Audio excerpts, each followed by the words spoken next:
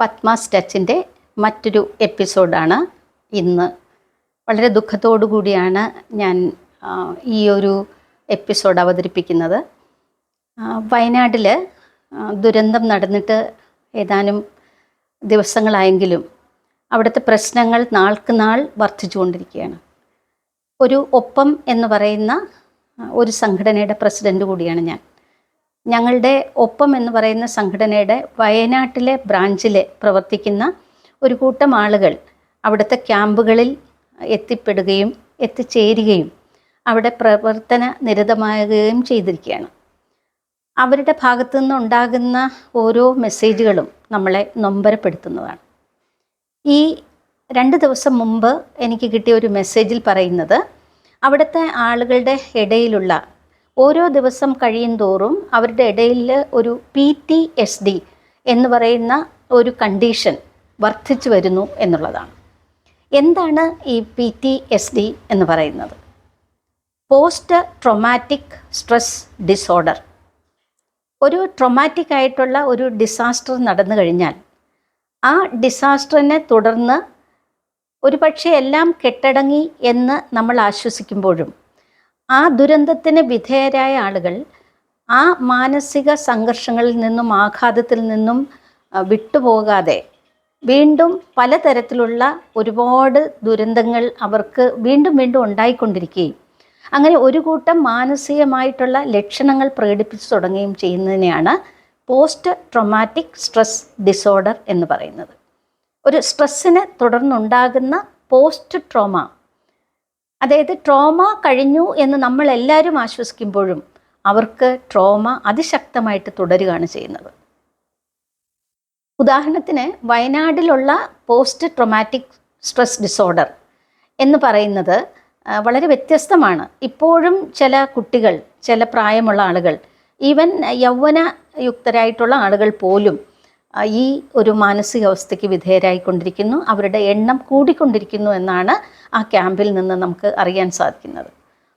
അവർ ഇപ്പോഴും ഒഴുകി നടക്കുകയാണെന്നും അവർക്ക് ശ്വാസമിടാൻ സാധിക്കുന്നില്ലെന്നും ചെളിയുടെ അടിത്തട്ടിൽ മുങ്ങുകയാണെന്നും പ്രാണന് വേണ്ടി പിടയുകയാണെന്നും ഒക്കെയുള്ള തോന്നൽ രക്ഷപ്പെട്ട് ക്യാമ്പിൽ വന്നതിന് ശേഷവും അവർ തുടർന്ന് അനുഭവിച്ചുകൊണ്ടിരിക്കുന്ന വളരെ അതിദയനീയമായ ഒരു അവസ്ഥയാണ് ഈ പോസ്റ്റ് ട്രോമാറ്റിക് സ്ട്രെസ് ഡിസോർഡർ എന്ന് പറയുന്നത്.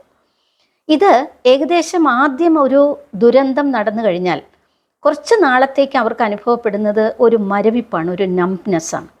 എന്ത് സംഭവിച്ചു എന്ന് തിരിച്ചറിയാൻ പോലും കഴിയാത്ത രീതിയിൽ മനസ്സും അവരുടെ വൈകാരിക തലങ്ങളും ഒക്കെ അങ്ങ് സ്തബ്ധമായി പോകുന്ന ഒരവസ്ഥയിൽ അവരെത്തും.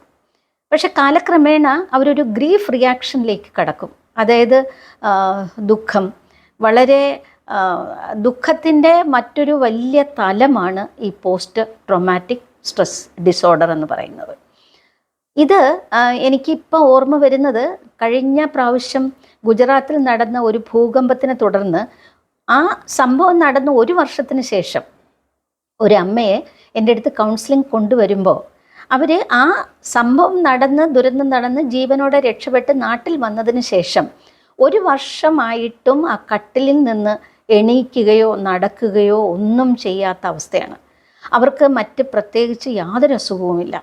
നടക്കാൻ പറ്റും, എന്തും ചെയ്യാൻ പറ്റും. പക്ഷെ അവർ പറയുന്നത്, അവർ കട്ടിലിൽ നിന്ന് എണീറ്റാൽ അവർക്ക് ഈ ഭൂമി കുലുങ്ങുന്നതായിട്ടും ഭൂകമ്പം അനുഭവപ്പെടുന്നതായിട്ടും തോന്നുന്നു എന്നാണ്. നിങ്ങളൊന്ന് ആലോചിച്ച് നോക്കുക. ഇതാണ് 1 വർഷം വരെ നിലനിൽക്കാവുന്ന അവരുടെ ആ മാനസിക ആഘാതം, ത്തിൻ്റെ സിവിയറിറ്റി എത്രമാത്രം ഭയാനകമായിരുന്നു ആ സംഭവം അവരിൽ സൃഷ്ടിച്ചത് എന്നുള്ളതിനെ ആശ്രയിച്ചാണ് ഓരോരുത്തരിലും ഈ പോസ്റ്റ് പാർട്ടം ഡിപ്രഷൻ്റെ ആ ഒരു സീരിയസ്നെസ് വരുന്നത്. ഇപ്പോൾ നമ്മുടെ ക്യാമ്പുകളിൽ പലതിലും ഇത് വർദ്ധിച്ചു വരുന്നു എന്ന് കാണുമ്പോൾ നമ്മളതിനെ ആശങ്കയോടുകൂടി കാണേണ്ട ഒരവസ്ഥയാണ്. ഇതിന് നമ്മൾക്ക് എന്ത് ചെയ്യാൻ സാധിക്കും എന്ന് നമ്മൾ ആലോചിക്കുകയല്ല, അത് നടപ്പിൽ വരുത്തിക്കൊണ്ടിരിക്കുകയാണ്. അതിന് പറയുന്ന ഒരു ടെക്നിക്ക്, അല്ലെങ്കിൽ അത് വികസിപ്പിച്ചെടുത്തത് USA ഈ ഡിസാസ്റ്റർ മാനേജ്മെൻറ്റിൻ്റെ ഒരു സംഘടനയാണ്. അതിന് പറയുന്നത് സൈക്കോളജിക്കൽ ഫസ്റ്റ് എയ്ഡ് എന്നാണ്. നമ്മൾ ഇമ്മീഡിയറ്റ് ആയിട്ട് ദുരന്തത്തിൽ പെടുന്നവർക്കെല്ലാം മെഡിക്കൽ ഫസ്റ്റ് എയ്ഡ് കൊടുക്കാറുണ്ട്. പക്ഷേ മനുഷ്യരെന്ന് പറയുന്നത് ശരീരം മാത്രമല്ലെന്നും മനസ്സും ശരീരവും തമ്മിൽ അഭേദ്യമായിട്ടുള്ള ബന്ധമുണ്ടെന്നും മനസ്സ് കൂടി ശരിയായാലേ ആ ശരീരത്തിന് ശരിയായ രീതിയിൽ ഫങ്ഷൻ ചെയ്യാൻ പറ്റുള്ളൂ എന്നുള്ള തിരിച്ചറിവിൽ നിന്നാണ് ഈ സൈക്കോളജിക്കൽ ഫസ്റ്റ് എയ്ഡിൻ്റെ ആവശ്യകത നമ്മൾ മനസ്സിലാക്കേണ്ടത്. എന്താണ് ഈ സൈക്കോളജിക്കൽ ഫസ്റ്റ് എയ്ഡ്?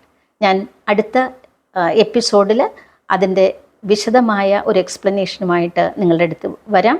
അതുവരെ ഒന്ന് കാത്തിരിക്കുക.